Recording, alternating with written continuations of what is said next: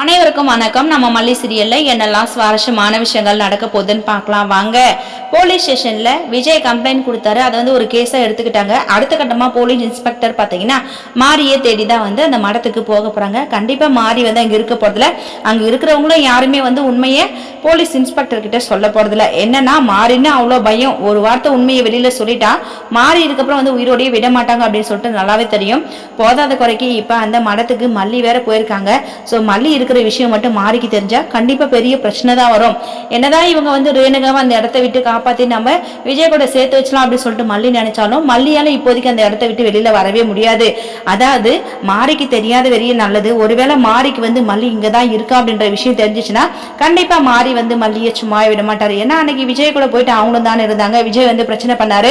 ஆனா மாறி கத்தி எடுத்ததும் மல்லி இல்ல வேண்டாம் வாங்க போயிடலாம் அப்படின்ற மாதிரி சொன்னாங்க. சோ இதுல இருந்தே மாறி என்ன தெரிஞ்சுக்கிட்டாருன்னா அடுத்த கட்டமா விஜய் கேஸ் கொடுத்துருந்தா சோ கண்டிப்பா விஜய் உயிரோட விடமாட்டா அப்படின்ற மாதிரி தான் மாறி நினைச்சிட்டு இருப்பாங்க.